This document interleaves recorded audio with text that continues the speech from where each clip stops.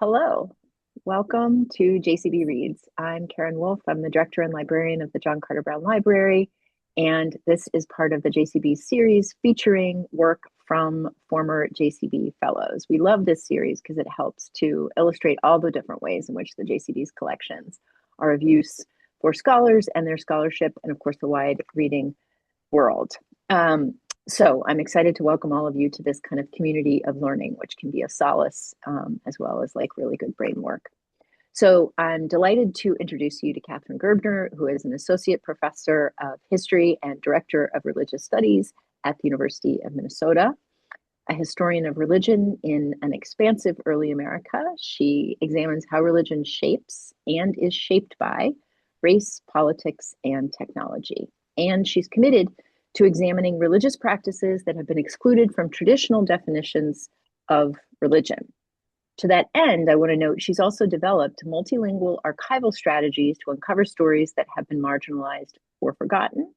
She's the co-creator of Adga Tome, Dama's World, From Gabe to Dutch Creole, a collaborative digital project that translates the words of a formerly enslaved African woman for the first time. It is so cool, and I'm going to find the link and put it in the chat so you can see it. Her fascinating and important first book, Christian Slavery, Conversion, and Race in the Protestant Atlantic World, was published by the University of Pennsylvania Press in 2018, and she's here today to talk with us about her new book, Archival Irruptions, Constructing Religion and Criminalizing Obeah in 18th-Century Jamaica, just out from Duke University Press in 2025. Welcome, Katharine. Thank you so much, Karin, for inviting me to speak here today and for the opportunity to talk a little bit about my new book. I also want to thank Gianna for helping to set this all up and get us organized. So I'm going to share my screen, hopefully correctly. All right, so I wanted to talk a little bit about how I came to write this book and also what the title means. I have been getting a lot of questions about what an eruption is, not an eruption, an eruption, so I'll try to clear that up. But I also think that the ambiguity in the title is actually part of the point, because this book is, among other things, about how to interpret words and also the ruptures that are inherent in our communication and in our archives. So I want to begin with the word that started me on this book. That word is obeah. So for those who don't know, obeah is an Afro-Caribbean term that is famously difficult to define. It's been called an Africana religion, a science, a healing practice. Officially, at least, though, it's actually a crime. Right, so it has been a crime since 1760 when colonial lawmakers criminalized obeah as, quote, a wicked art, right? And they were doing so in response to Taki's revolt, which was the largest rebellion of enslaved people in the 18th century British Empire. After the rebellion, lawmakers passed an act that banned obeah, and this has had a really long-lasting effect. Obeah remains a crime in Jamaica today, and also sort of the perception of obeah is one that is very, it's thought of as sort of this nefarious practice. And this history has made it really difficult to understand the meaning of obeah before it was criminalized. And so the research for this project began actually about 15 years ago when I found this letter in the Moravian archives in Herrnhut, Germany. And this was actually when I was working on my first book, and I was still a graduate student. So for those who don't know, the Moravians are a small Protestant denomination, and they're headquartered in Eastern Germany. And this letter was written by Zacharias George Careys, who was the first Moravian missionary to arrive in Jamaica. So, and again, this letter is from 1755, so about 5 years before obeah was criminalized. And in his letter, Careys wrote that obeah was something, it means seer, or one who knows things that will happen in the future. Right? So when I initially saw this document, where I was not looking to write a history of obeah, this was a complete surprise to find this reference to obeah in a Moravian document. So I was just sort of surprised because I knew sort of the perception of Obeah. And also I knew that this was one of just a handful of references to Obeah that exist before 1760. And of those, it's the only one that does not refer to Obeah as either witchcraft or conjuring, some kind of bad practices. So scholars had written about the other references to Obeah, but no one had found this one because it's in a very unexpected location. You don't normally go to Eastern Germany to research colonial Jamaica. Also in a very unusual language. It's in German script, and you need to have special training to read the German script as opposed to just normal German. So again, this is not the first place that you might look if you're studying Afro-Caribbean religions. So I wanted to spend some time thinking about how to best interpret this document and also this archive. And one of the questions that I had when I began was, how could I use European missionary sources to write a book in the field of Africana religious studies? And I think this is sort of a key question for me in general. And it was almost like a challenge, right? So how far could I go? Another question was what I should do with this reference to a missionary as an Obeah man, right? All of the other sources about Obeah refer to as sort of an African or African Afro-diasporic practice. So the practitioners are people of African descent.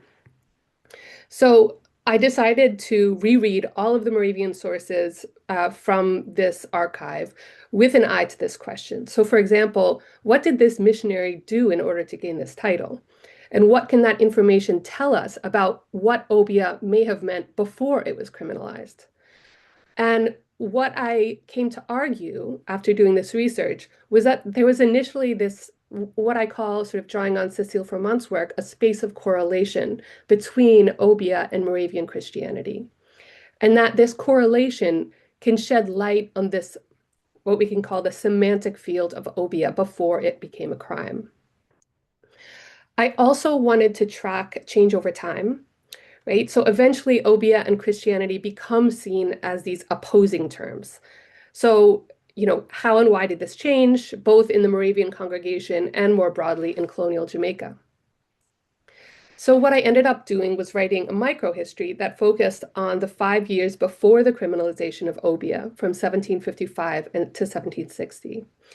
And while the first chapters of my book look at sort of these spaces of correlation, the last two chapters look at the processes of policing and criminalization that led to sort of the separation and eventually opposition of Obeah and Christianity.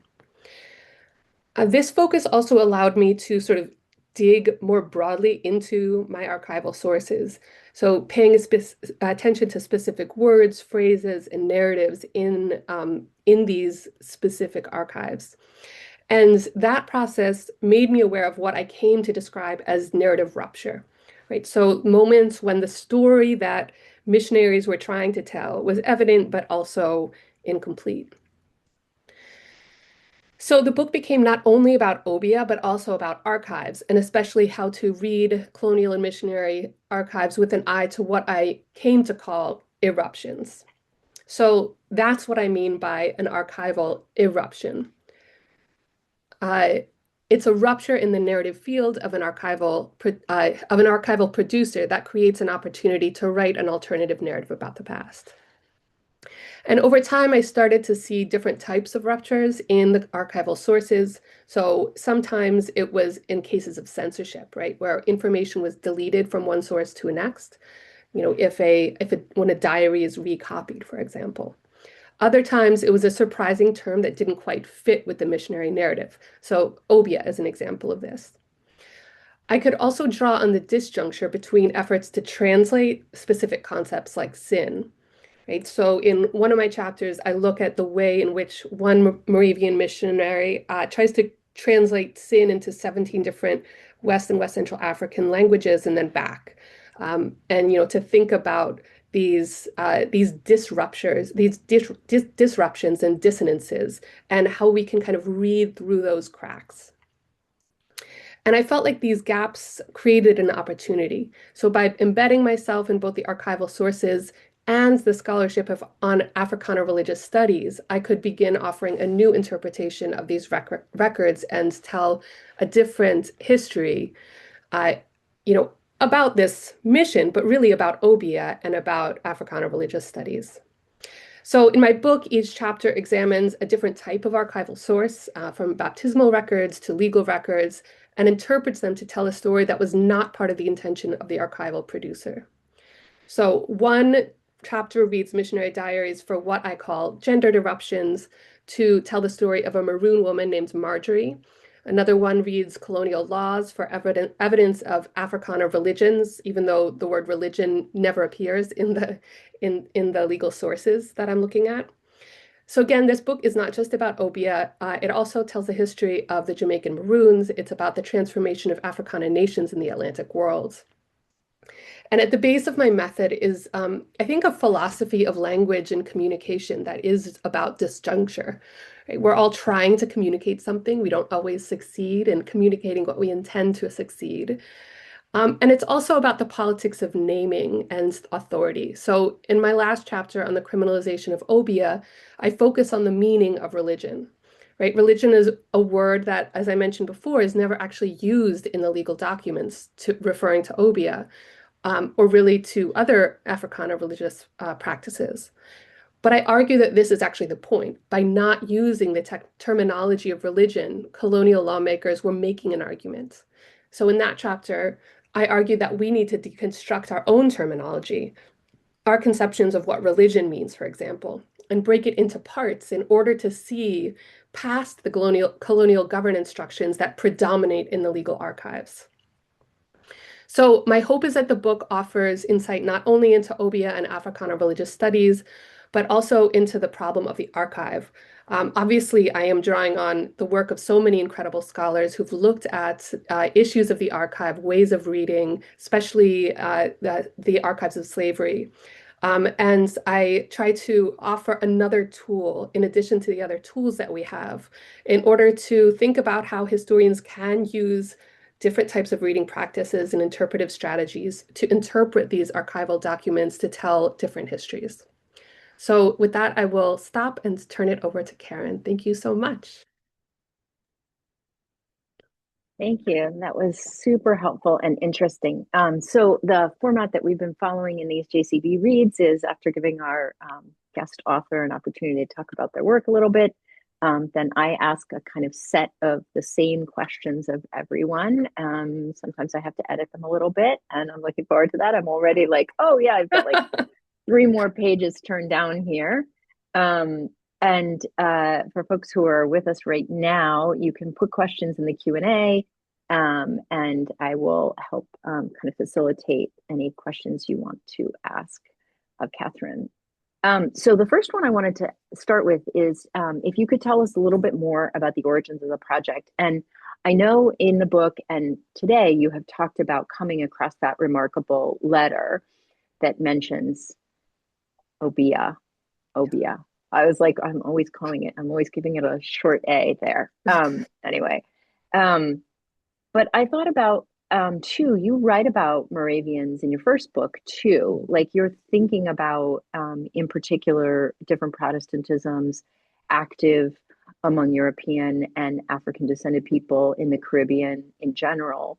So I wondered if you wanted to just say a little bit more about like kind of the origins here of thinking that Moravian kind of explicating this Afro-Moravian and Moravian context. Anyway.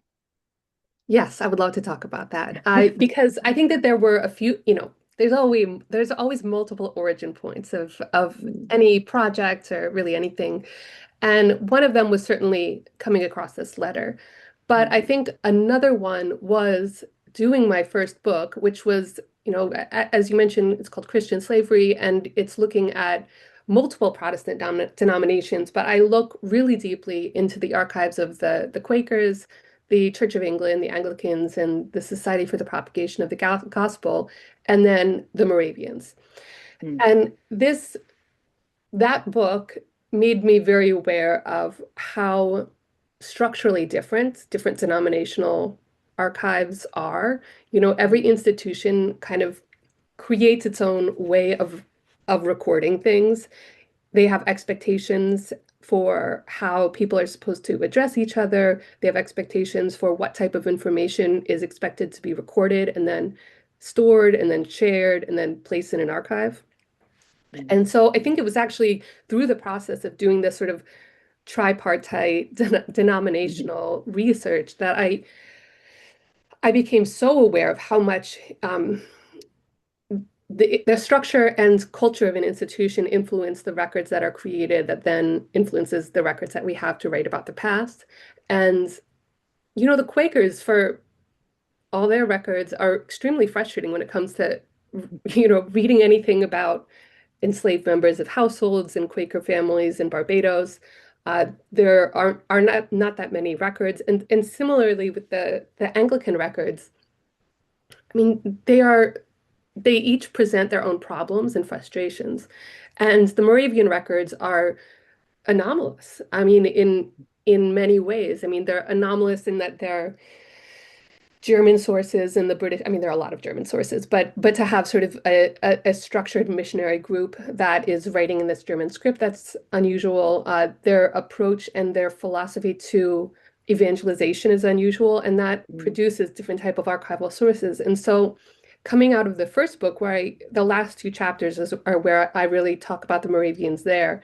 And in a big book that's covering a century of the history of Christianity and slavery, I actually felt like I couldn't do them justice.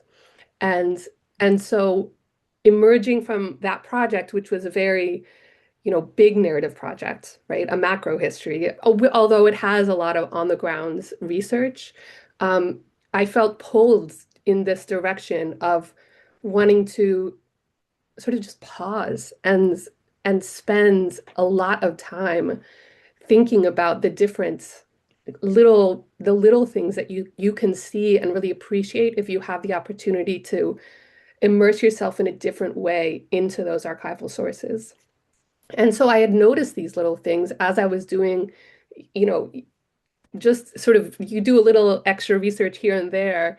None of this stuff on Jamaica ends up in my first book. I think actually I mentioned Jamaica a little bit in the epilogue, but I already had started noticing these patterns, like, oh wow, like there was somebody edited out this reference to, a horrific, moment of violence, right? Mm. Or Mhm.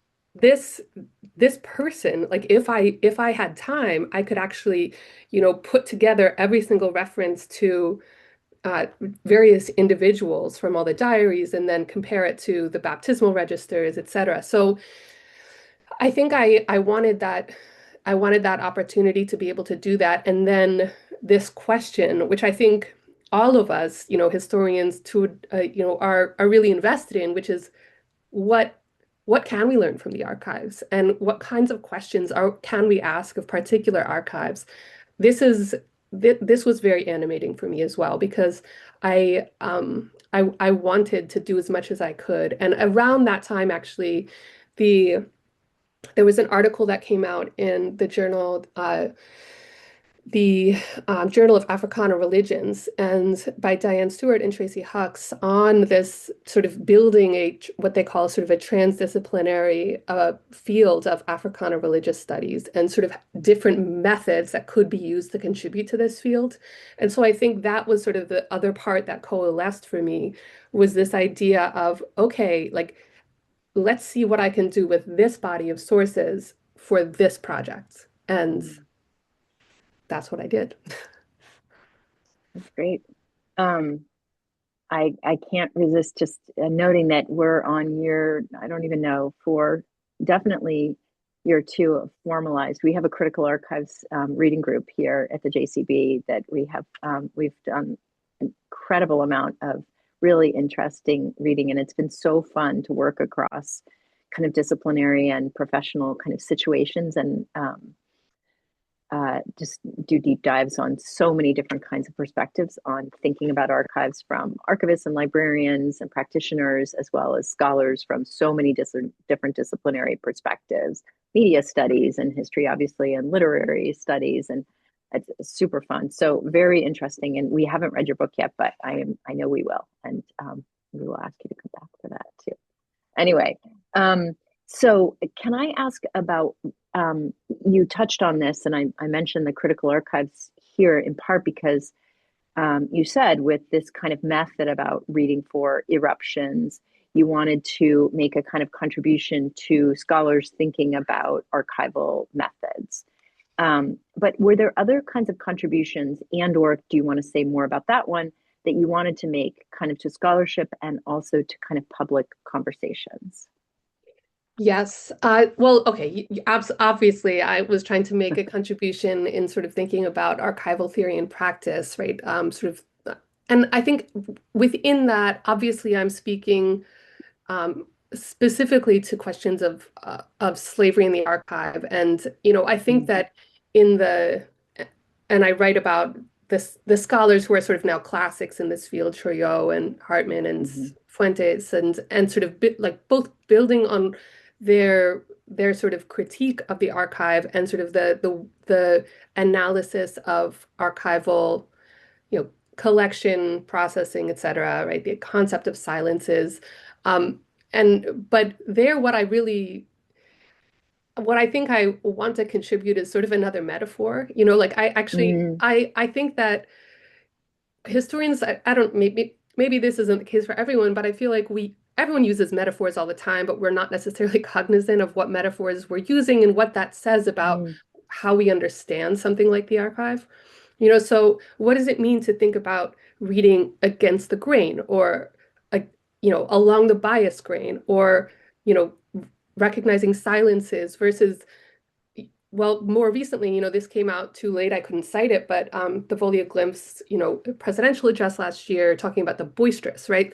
So when are we thinking about archives through oral, ocular, like wood, is it a piece of wood that has grain, right? Like this is very interesting to me because I think if we follow through, if we linger on the metaphors that we're using a little bit longer, it tells us a little, it can teach us about our own perceptions and also maybe our own kind of limitations. And if we start thinking with different metaphors, I think new opportunities arise. So yeah, I guess bringing a little bit of like literary theory and focus on metaphor into archival thinking for historians is part of what I hope to contribute. And there again, because there is, I mean, you're doing a critical archives reading group. There's so much. There's so much that is excellent that's out there. But that was sort of one thing that I wanted to do. Obviously, Africana religious studies and sort of that field, I wanted to make a contribution there. And but I'm also speaking to the broader field of religious studies. So, I'm very much, early American historian, Atlantic historian, but I'm also really invested in the field of religious studies. And so I sort of see myself as having contributions that are slightly different in each of those directions. So, for religious studies scholars, I think this is also sort of offering a a theoretical approach, but also a practical approach to, how far you can go in sort of doing this work of historical archival examination of Africana religion. So, I think a lot of the scholarship is focused on the criminalization part, or there've been great ethnographic studies of Africana religions. And so, can you do that more focus on the practice and the meaning, sort of like the lived meaning? So, can you do a little bit of that in the historical work? So that was one of the things I was trying to do in that direction. I think on a sort of smaller scale, but not necessarily like unimportant, was just sort of bringing these Moravian sources up because Yeah. I mean part of you can you can actually access. I transcribed and translated tons of them, and those I put them all on my website just so people have more access to them. I have a chapter where I kind of compare the Moravian sources from 18th century Jamaica to, Thomas Thistlewood, who's a much more famous diarist of who lived a few miles away from where the Moravians were in Westmoreland Parish in Jamaica. And, just think to me, like I think about how much attention that, the Thistlewood diaries have gotten compared to the Moravians in Jamaica. And, there's a lot of reasons for that. But definitely, I think the Moravian sources offer a very different perspective. I'm not going to say, better, right? Like but it's important to sort of investigate these archives that are, um, they haven't gotten attention because of the multilingual nature of them, because of where they sit, literally, like they're in Eastern Germany or in Bethlehem, Pennsylvania. And there's a lot to be done with them. And so I think the mini version of that answer is like, the Moravian sources are out there, and I hope people will use them. And then the broader answer is I mean, we have to keep looking, right? Like I think that there is sort of this like the sources that are easily accessed are great, but there's more. And so uh, that's sort of another commitment I have is to um, going outside sort of the normal types of archives that you might look at to answer a particular question. And that sort of the multilingual aspect that you referenced before. I'm very committed to making sure those get a little bit more exposure and light of day. Yeah, it's so impressive and important. And also, I think German sources have not had as much attention in scholarship, certainly, I mean, ever, but also in recent years, we've seen such an incredible expansion of focus, particularly in the Caribbean, on Spanish, Portuguese, French language sources and archival locations. But it's really incredible I mean, honestly, it's a real incredible um, feat that you produced here. I wondered if I could ask you, just this is off our question script here, but I wonder if I could ask you to just talk about what it took to do that. Like there's language training, but it's beyond language training. You're also doing paleographic work, and you're also working not just in standard German text. So could you talk about that? I mean, and I'm going to ask you actually to talk also about other kinds of language translation that's in chapter 5 too, which Oh is yeah. really interesting. Um, right. So just to give a background, the sources are in German, but German before the 1940s, if it was handwritten, was not written in sort of the normal kind of Roman alphabetic, using the alphabet that we're all used to. It still has A and B and C and D, but the way that A is represented doesn't look like an A to us, right? So you have to learn Kurrent or Sterling. Like there's a few different words for different chronological periods when that script was produced, in order to be able to understand these, I mean, not just 18th century sources, Germans living today, their grandparents and great grandparents, they can't read their handwriting in letters, right? They have to go back or figure it out, like match up what is the symbol for the M, etc. And you get used to it, but it's just another hurdle.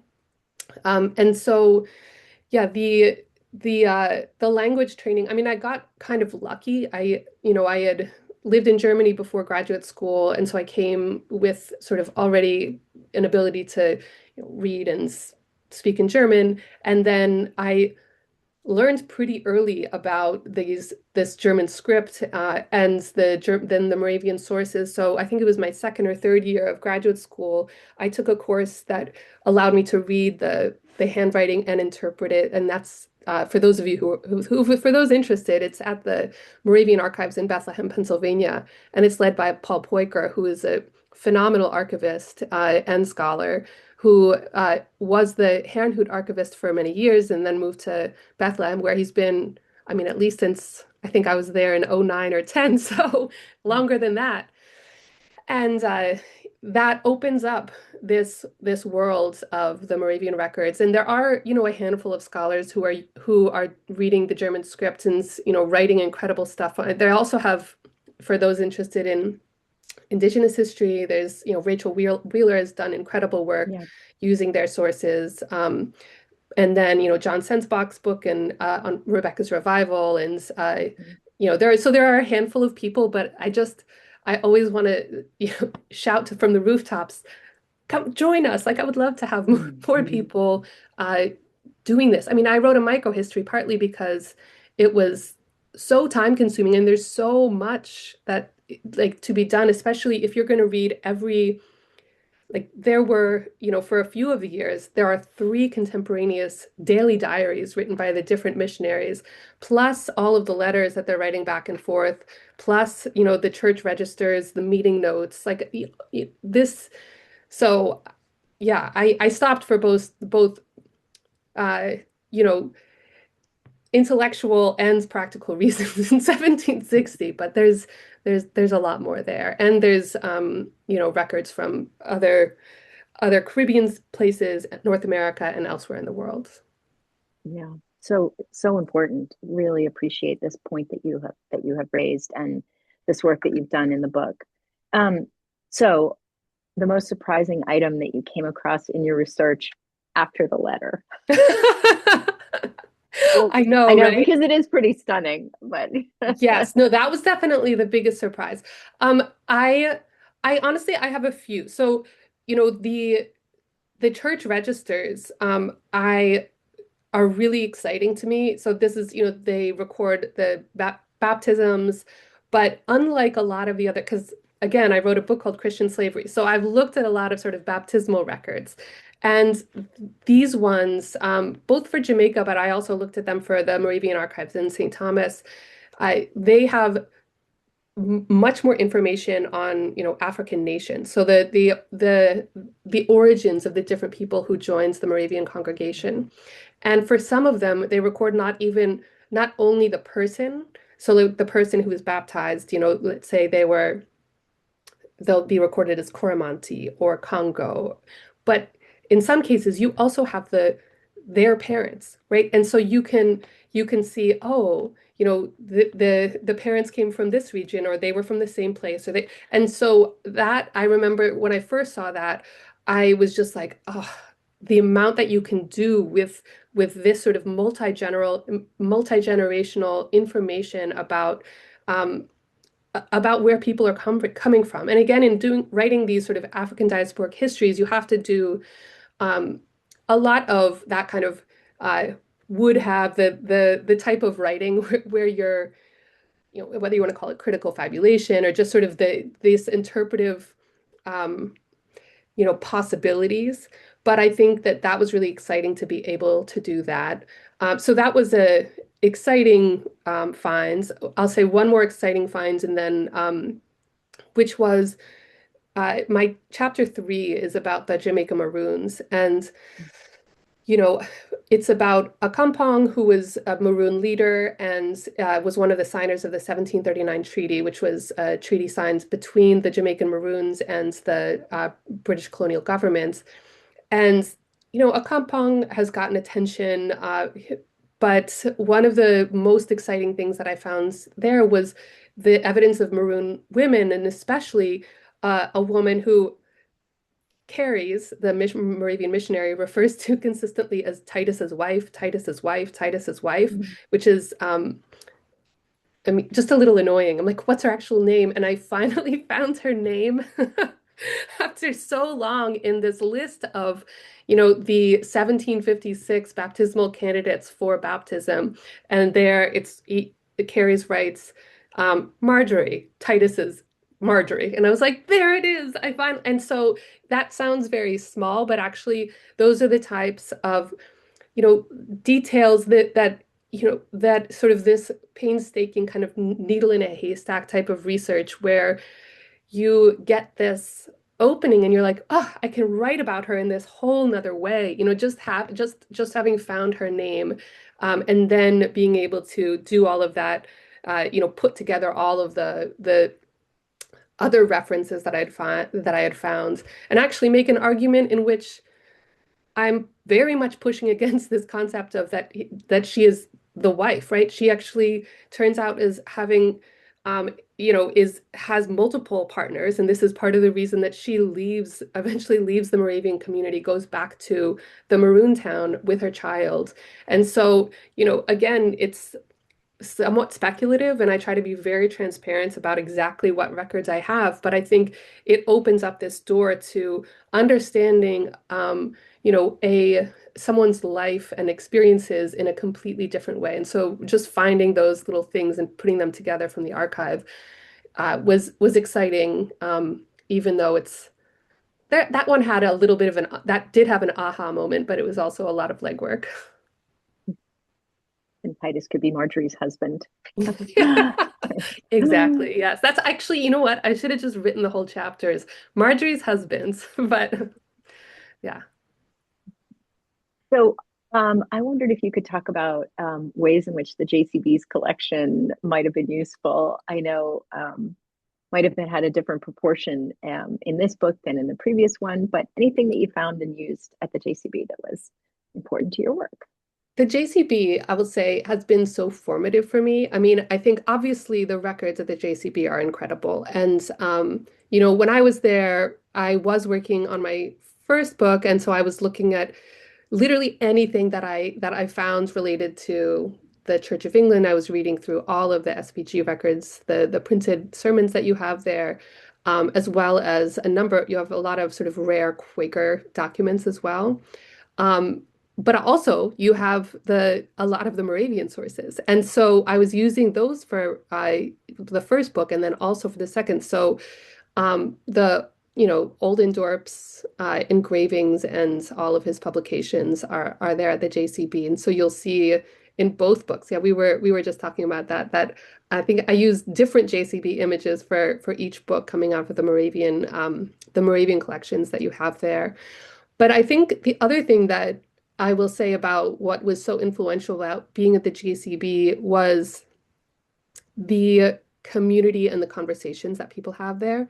So when I was there the same time as Zeb Tortorici, who was, if you read the introduction to my book, is another one of these scholars who, I mean, he has a book uh, visceral archives and writing about New Spain and the Inquisition.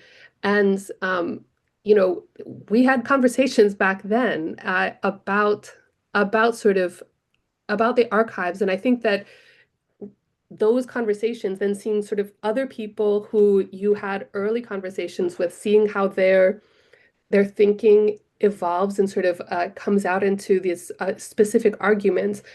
I mean, I think that his argument about sort of the being aware of our own visceral reactions to the archives that we read was deeply impactful to me.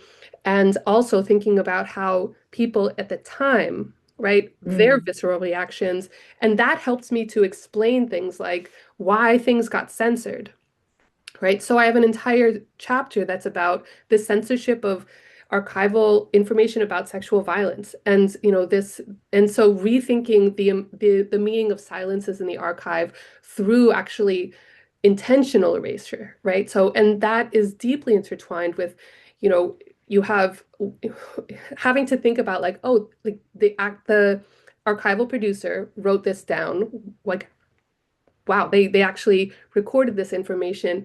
Then somebody else was recopying it, like being aware of sort of their own reaction to reading and recopying and making decisions to just sort of leave things out, right? So that's a way of thinking about archives that I sort of started thinking about because of the JCB, and then that gets incorporated into my way of reading, as well as sort of the impact of the archives themselves at the JCB. So this is a way of saying that there's many dimensions of influence. Thank you. That's now my third. Like write down that quote right here if you see yourself on the website. Many dimensions of influence, community and conversation. Thank you very Hmm. much. But I'm so glad, really, so glad. So I wanted to ask before I open it up for other folks to ask. First of all, like, so what are you working on now? Yes. So well, you've alluded to it a little bit. So the one of the the projects that I'm working on is another Moravian source. You will probably not be surprised to hear that. This one is from St. Thomas in the Caribbean, and it's written by a formerly enslaved woman named Dama, who was also known as Marata or Madlena. And she was writing to the Queen of Denmark. And she was writing sort of in this moment of crisis for the Moravian congregation. They were being heavily persecuted by the colonial government in St. Thomas. People were being beaten for having Bibles or reading material that the missionaries gave them.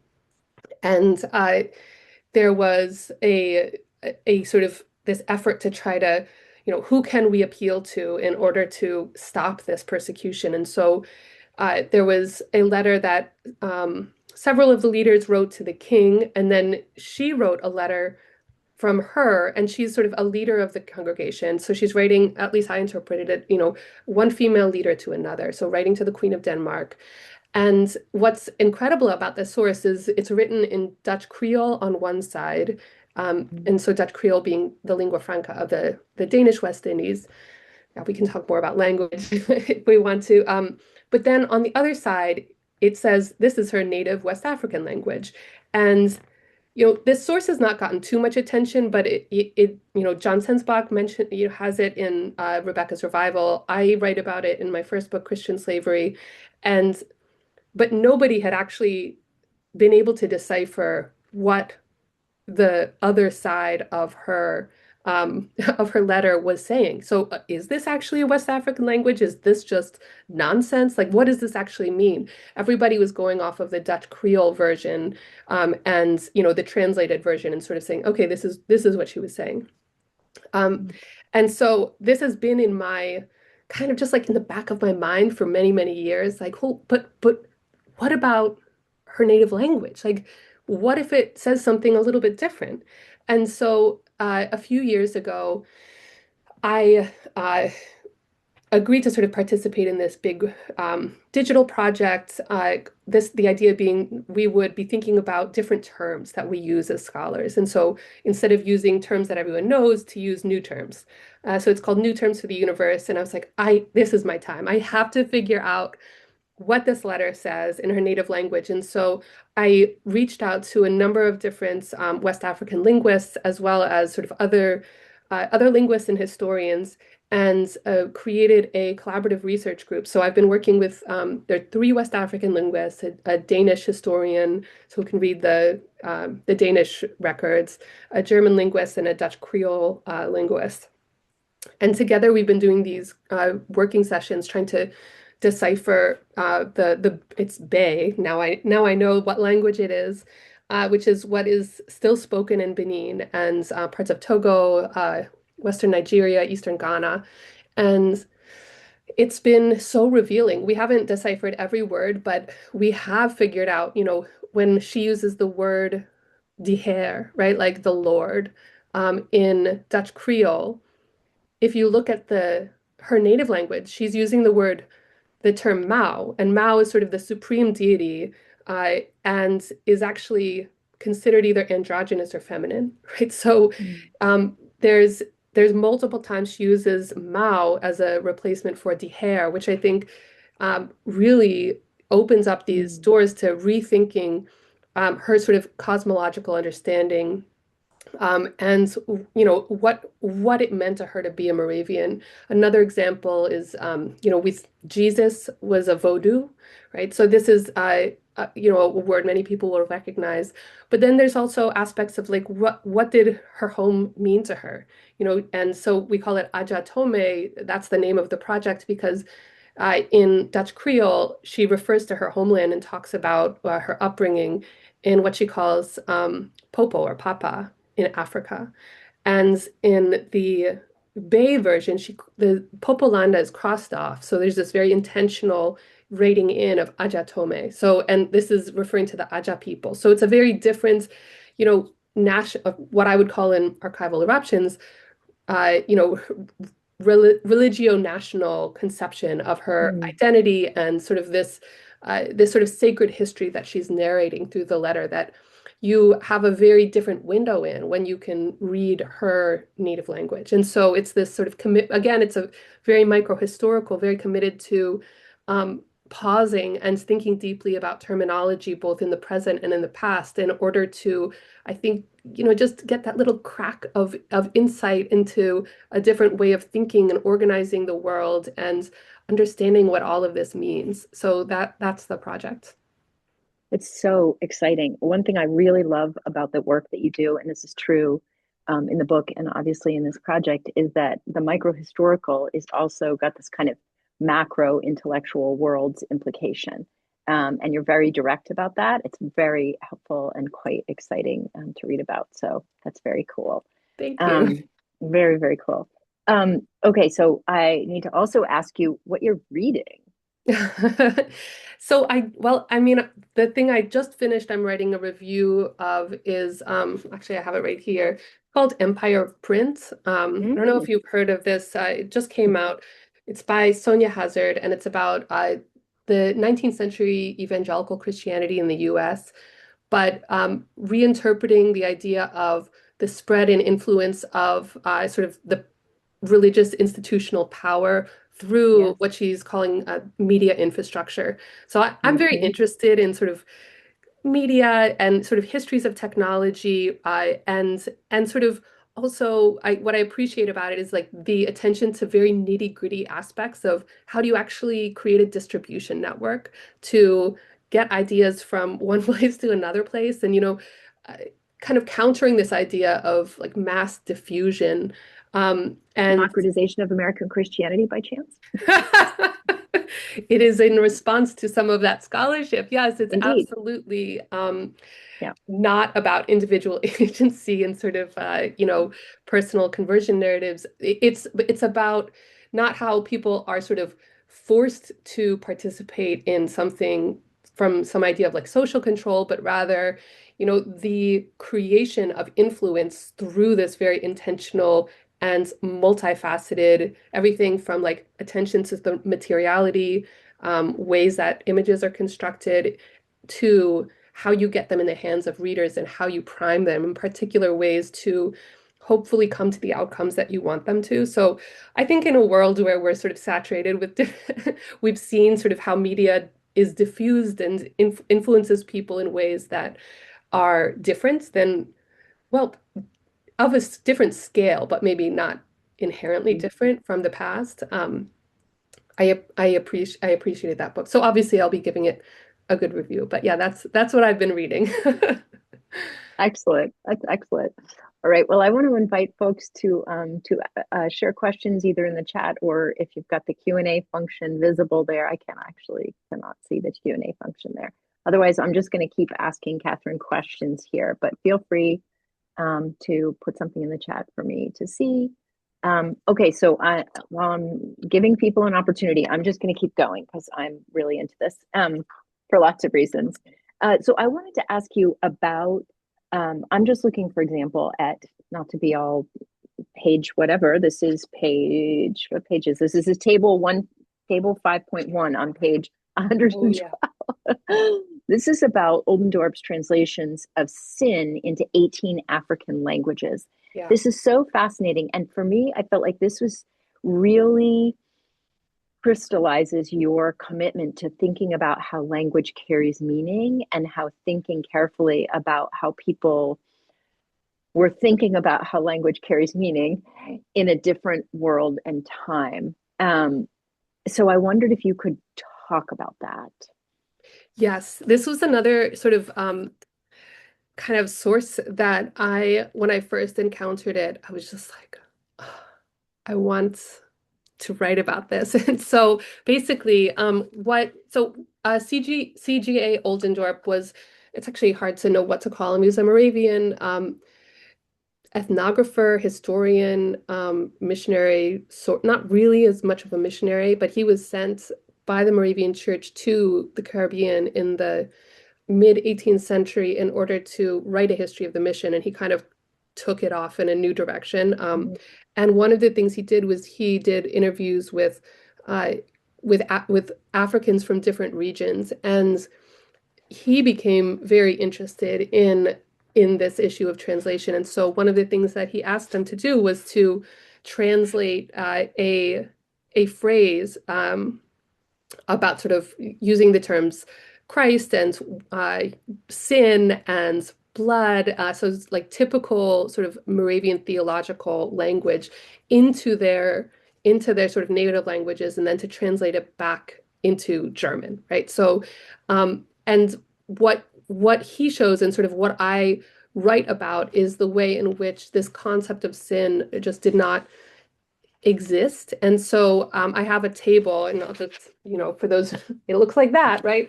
Where Oh, it's very I, impressive, actually. I would love to know how much time that took. But anyway, sorry, I interrupted. right, I know, because it's just now because I'm doing the extra translation of the German to English. So it's like, you have these, it's many different stages, all of these moments of mediation. And so here you learn sort of there are languages in which they just don't find a translation for what sin is. Other times they're using sort of the words like uncleanness, debt or shame, bad things. And you know, again, as I think everyone can tell right now by now, this attention to the semantic field of a word is extremely important to me. I mean, no word is completely stable ever, right? Our words are changing over time, all the time, but there are certain words in which you have more sort of unanimity in the perception of them, and these ones show sort of high instability, and also you can, just as I think historians should learn by paying attention to the metaphors they're using to think about the archive, I like to think about how the metaphors being used to understand sin also offer us this window into understanding African diasporic ways of thinking about Mhm. reality, right? And because Mhm. that's my interest, is how do people understand their place in the world, these existential questions, you know, goodness, badness, sort of, do those exist? Is it cleanness and uncleanness? Like what does that say about how societies are formed, how people, join together in communities? And so uh, this sort of act of multi-layered translation that, we get from this archival source is then an opportunity for me to do that. But then, I take it another level, and I'm making an argument here about how the Moravians sort of fail as Obeah men, and so this is a demonstration of how they don't understand the people that they're talking to. And again, this fits into the theme of disruption, of uh, of sort of things not fitting together. But in that not fitting together is the opportunity um, to understand something in a different way. Mm. It's really, really interesting. And I'm really especially taken with the way that at some points you talk about the translation of sin as sin. Like, that's very interesting. I was like, wait, that's in itself is fascinating, right? Yeah, really interesting. Can I ask you to just expand on that point about failing as men?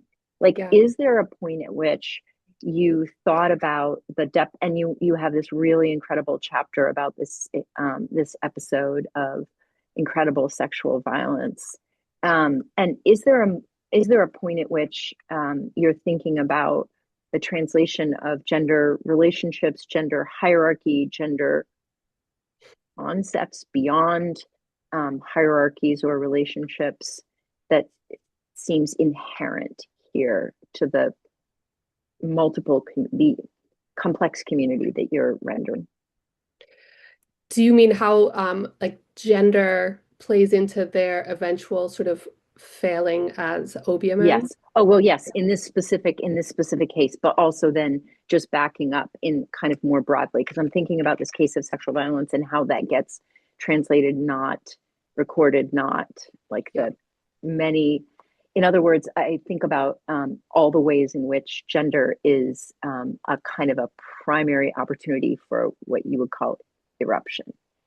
Yes, and it's yes, absolutely true. And it's disrupts, I mean, there's so many ways in which, yeah, I think it is a central disruption in the community. And so that this sort of failure of the missionaries to sort of be able to sort of lend assistance to especially the women in the community who are the targets of just horrific sexual violence. You know, the missionaries don't want it to happen, but then they aren't able to effectively sort of stop this sort of these terrible things from happening. So that's one component of both how gender is playing into this disruption in the mission.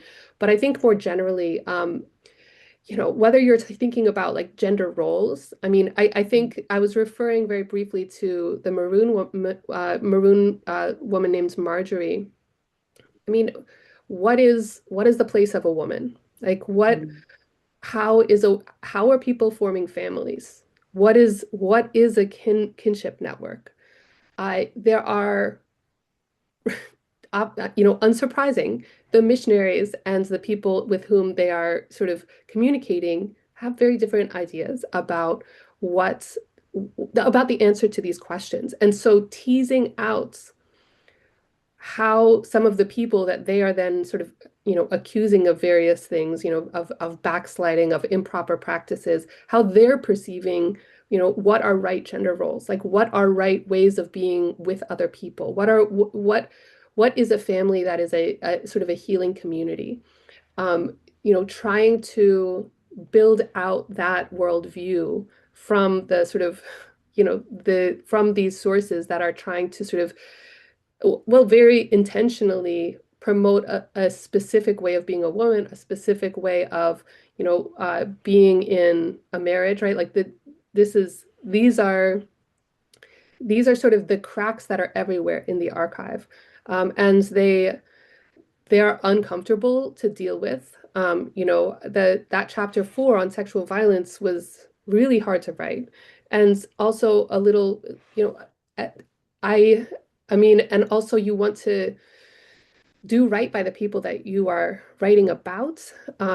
When the archives and the reality that they were living through were horrifying. So, you know, I think this is this question of gender is so multifaceted.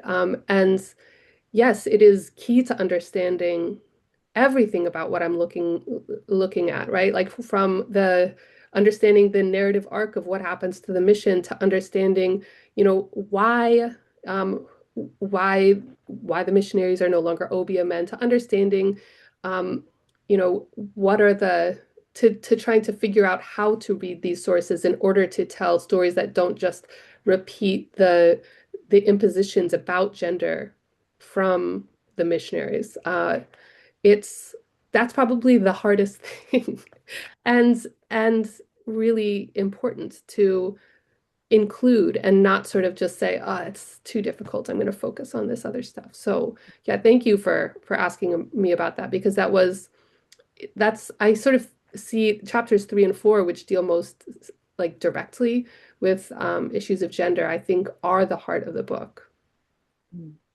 Yeah, I appreciate that so much. And I also appreciate, I mean, this is exactly your point about, you know, Titus's wife, Marjorie's husband, which is the way that the archive rendered her, that is the archive, the way that the recording, you know, renders her is so revealing. And of course, then you work through these layers of cultural translation as well as language translation to show that she is so vastly more, which may itself be problematic. Anyway, it's just super, super interesting and really thought provoking.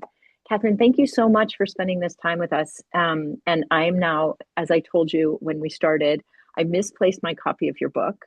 I'm working on a printed copy of your book. I want to thank you for making that, and Duke University Press for making the book open access, which is really great. And I'm now going to go buy another copy of the book, so, which will guarantee that I find the first one. But I don't want to be without it. So anyway, Thank you thank so you for this much. conversation. Really lovely. Take care. Thank you, Karen. Bye bye.